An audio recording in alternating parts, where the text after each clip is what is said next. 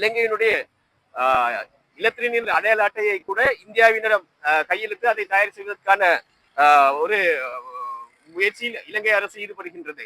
முழுமையாக ஒரு பரீட்சையை நடாத்தி முடிக்க முடியாத ஒரு அரசிடம் எவ்வாறு இலங்கை போன்ற ஒரு சிறிய நாடு தன்னுடைய இலத்திரனியல் அடையாள அட்டையை ஒழுங்காக முறையாக செய்து தன்னுடைய தகவல்களை பாதுகாக்க போகின்றது என்ற கேள்வியும் நம் முன்னே இருக்கின்றது.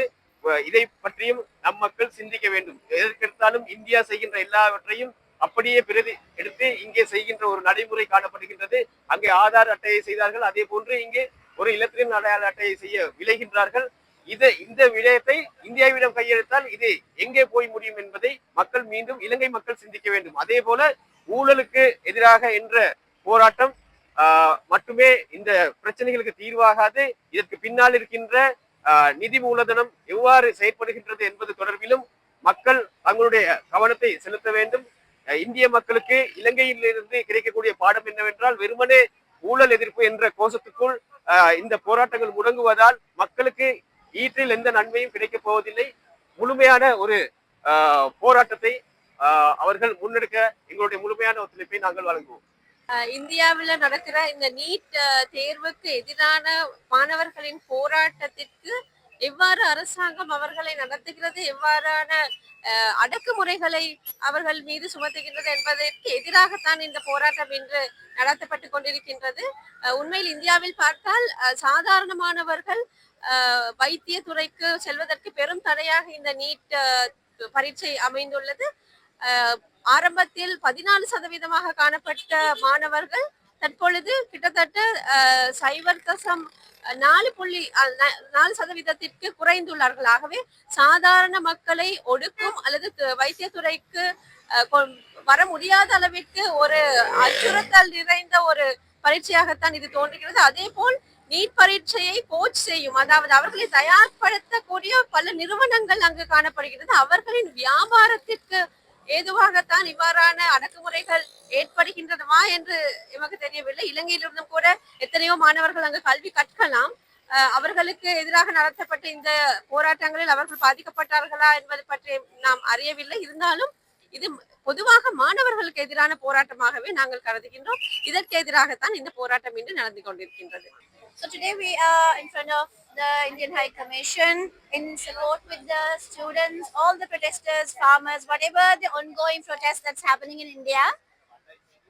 And especially I would like to highlight the part that about the education. Education is the best choice that South Asian children have to come out of their classes.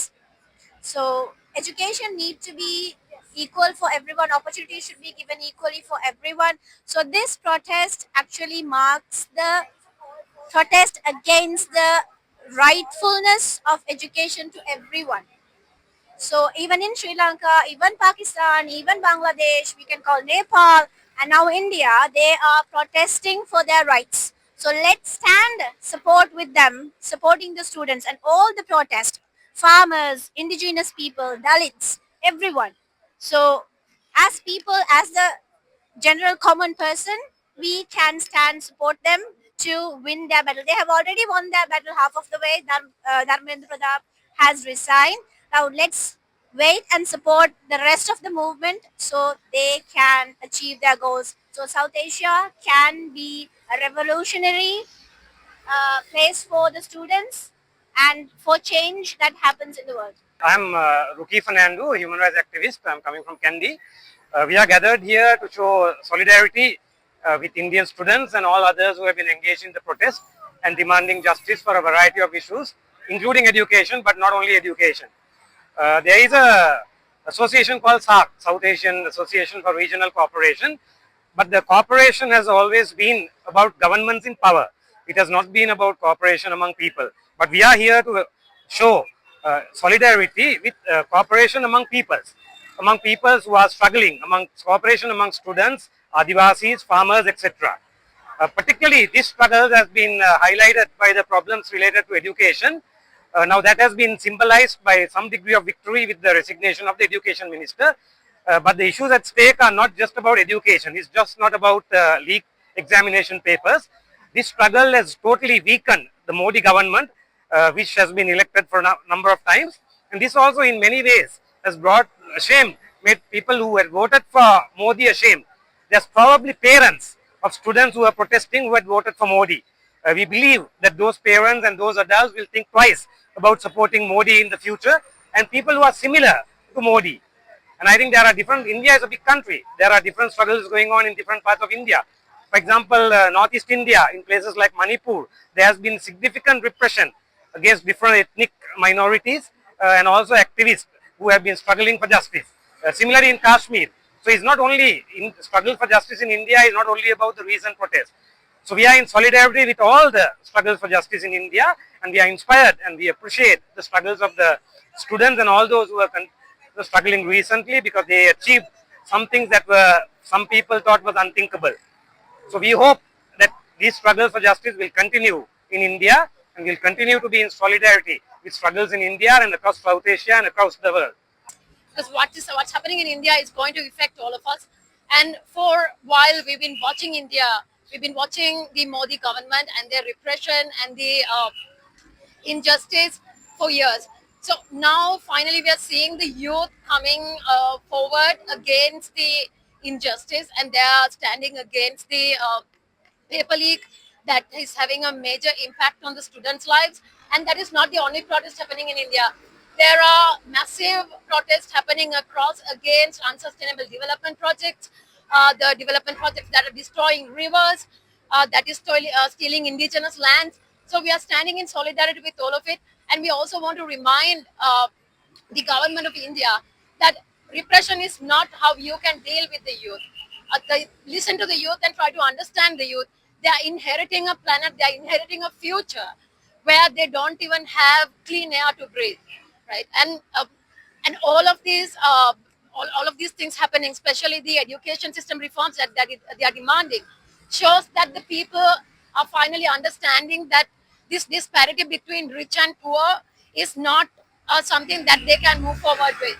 So we urge the government of India to stop repression, stop snatching people off the roads, treat the students, treat the citizens with dignity, treat them as people that deserve a dignified life. And I mean, you have lessons to learn from all across South Asia, what the youth were saying. So this plan of letting the youth inheriting a dying earth is not going to work. So Indian government must listen to the youth, should understand them, and definitely not treat them as some sort of a pest, because these are the people who are going to inherit the future.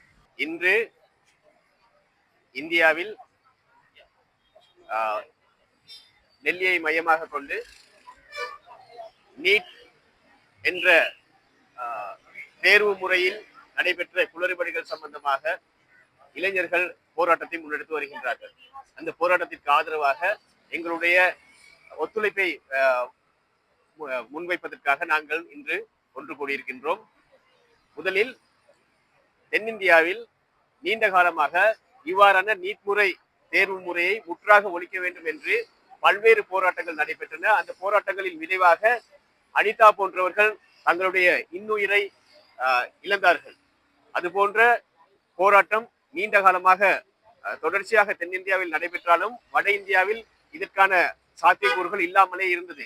அந்த பின்புலத்தில் இன்று இந்த NEET தேர்வு வினாத்தாள்கள் வெளியானதை தொடர்ந்து நடைபெற்ற தற்கொலைகள், அதன் பின் நடந்த அசம்பாவிதங்களை மையமாக கொண்டு இன்று நடைபெறுகின்ற இந்த போராட்டத்துக்கு எங்களுடைய உண்மையான ஆதரவினை நாங்கள் வழங்குகின்றோம்.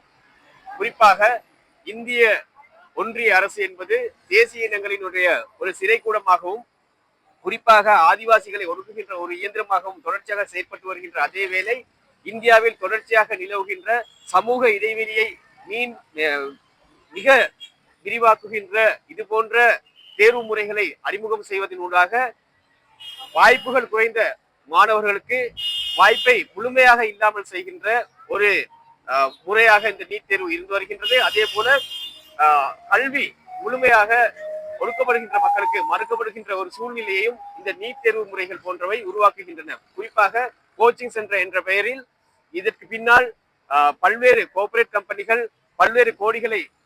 பல கோடிகளை முதலீடு செய்து இதனை வியாபாரமாக பார்க்கின்ற ஒரு சூழ்நிலை, துப்பாக்கிய நிலை அங்கு காணப்படுகின்றது.